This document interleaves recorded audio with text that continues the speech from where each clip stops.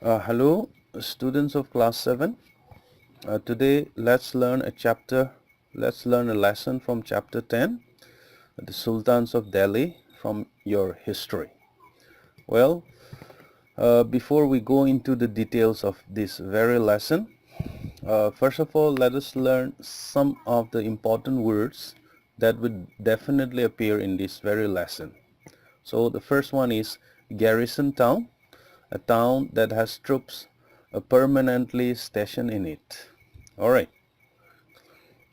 The second one is warehouse. We all know what a warehouse is. It's a building for storing goods and other essential items. And then doab. Doab are alluvial land between two converging rivers, especially the area between the Ganges and the Yamuna, so to say. Okay, in India, most probably, the places that are located between two converging rivers. That's what we call as Doab.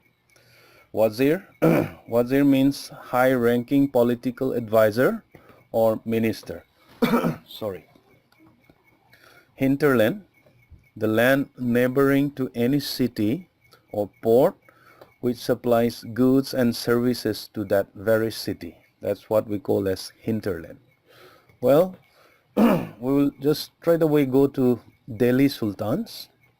We know that the Delhi Sultans have several dynasties.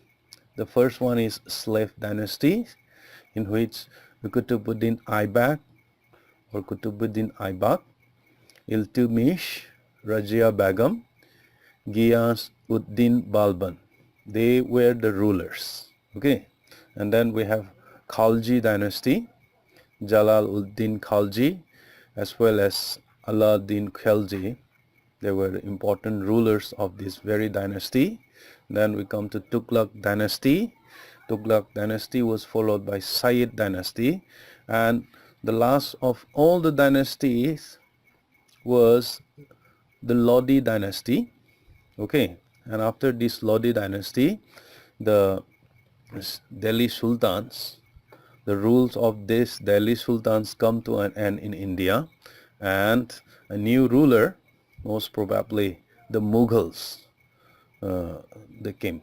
Okay, they came to India, and they defeated this Ibrahim Lodi or Ibrahim Lodi, who was supposed to be the last ruler of these Delhi Sultans.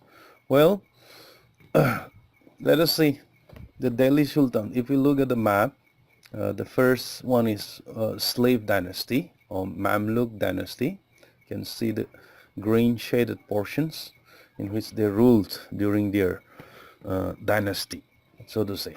And then Khalji Dynasty or Khilji Dynasty here. Okay, and Tughlaq dynasty, they have most of the portions in India, including the southern part of India. And the Lodi dynasty, they reigned for a very small area in India, especially the northern part of India. Okay, so you'll have a concept, you'll have an idea about how the Delhi Sultanate, they ruled in India. Well, let us quickly go to the next one. Okay, as far as the sources, historical sources of these Delhi Sultans are concerned, inscriptions, coins, architectures, they were very important source, a historical source of these the Delhi Sultans or the Delhi Sultanate, so to say. And another important book, that is what we call as Tawarik. Tawarik were books written in Persian languages during the time of these Delhi Sultans. Okay, they were usually written by learned men or educated people. Okay, even poets and also administrators and secretaries in the court of the ruler. Okay, this was what we call as Tawarik.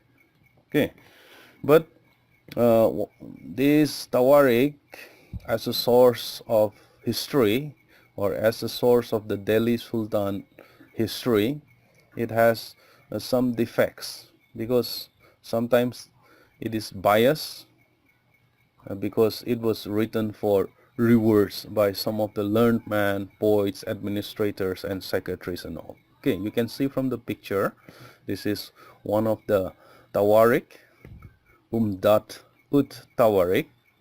Okay, now it has been drafted in the 5th volume.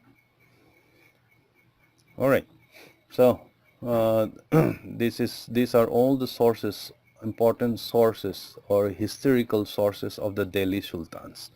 Let's go to the next one. So as I have already mentioned before, Qutbuddin Aibak, actually he was the founder of this slave dynasty among of all the other dynasties. Qutbuddin Aibak was supposed to be the founder of this slave dynasty as well as the founder of this Sultanate of Delhi, so to say. Basically, Qutbuddin Aibak, which you can see from the picture right here, was a slave as well as a viceroy. Viceroy means just like a prime minister of a ruler whose name was Muhammad Ghori. You might have heard this Muhammad Ghori, who had a battle of Tehran with Alauddin Khilji. Okay, and this Qutbuddin, I have told you, he established the Sultanate of Delhi in the year 1206 AD. Okay, and not only that, he built a very tall, so to say, tower, which was known as Qutb Minar. Could be a minar, tower, same thing. Okay, he built it in Delhi. Even when you go to Delhi, you'll be able to see this one near what do you call that place, on the way to Gurgaon. You'll be able to see this tower, this Qutb Minar, even today. All right, and you can see from the picture, this is Muhammad Ghori. All right, so that way he founded the slave dynasty as well as he established the Sultanate of Delhi. Now let's go to the next one. Actually, during the time of this Sultanate of Delhi, the garrison towns, they usually have towns, and most of the sultans, they live in so to say towns, which was known as garrison towns, and they were surrounded by this hinterland. Hinterland means the villages or the places that are located near the very garrison town. That is what we call as hinterland. Okay, so during the time of these sultans, they sent out military campaigns, most probably not to fight with them, because those people who are living in hinterland were very weak, but to clear the forests. All right, and not only that, they expel the hunters and gatherers, food gatherers, so to say. Most of them do not have a settled life at that very time in the hinterland.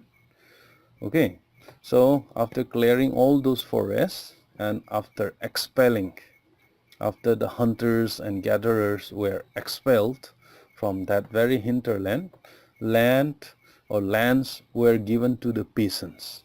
For what purpose? Agriculture.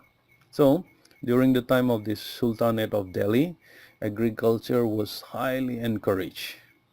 Okay, and not only that, after some few years, fortresses, or what we call as forts, and towns were established.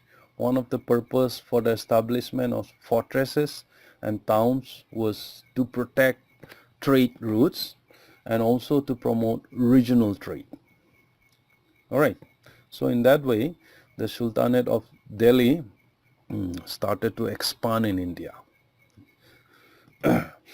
So after that, after Qutbuddin Aibak, his son, most probably, whose name was Shams Uddin Iltutmish.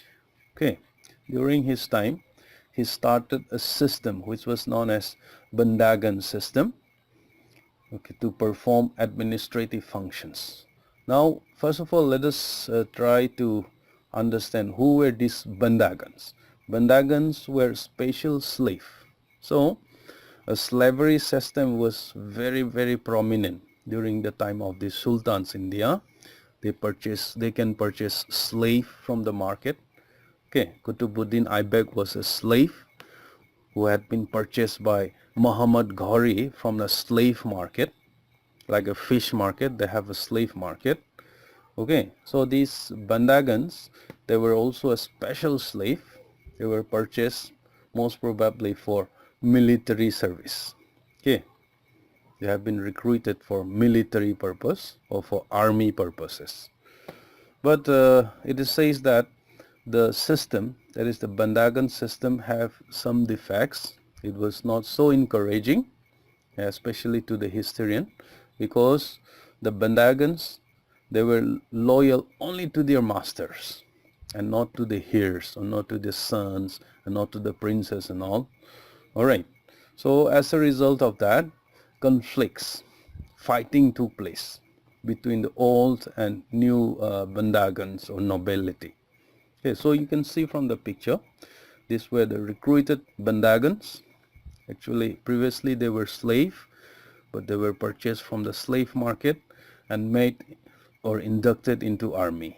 Alright, so this is the picture of Shams-ud-Din Iltutmish, and the the king or the ruler, he was advising to one of the Bandagan, okay, or one of his general, how to manage this Bandagan. So that were some of the for today. Let us try to study only up to there, and let us try to remember some of the dynasties as well as the rulers of these Delhi Sultans. The first dynasty was Slave dynasty, then Khalji dynasty, Tughlaq dynasty, Sayyid dynasty, and lastly but not the least, Lodi dynasty. Okay, so that Kutubuddin Aibak, he was the first ruler or the founder of these Delhi Sultans, and also Ibrahim Lodi was supposed to be the last ruler of this Sultanate of Delhi. Well, let's wind up for today. Learn all the notes which I have sent you in your WhatsApp group. Okay, study material which I have sent you in your WhatsApp group, and also don't forget to refer to your textbook. Always read your textbook, go through your textbook and study. Use your dictionary if you have any problem with the word meanings and all. Alright, okay, thank you. Please subscribe to my YouTube channel. May God bless you all. Once again, thank you so much for participating in this learning.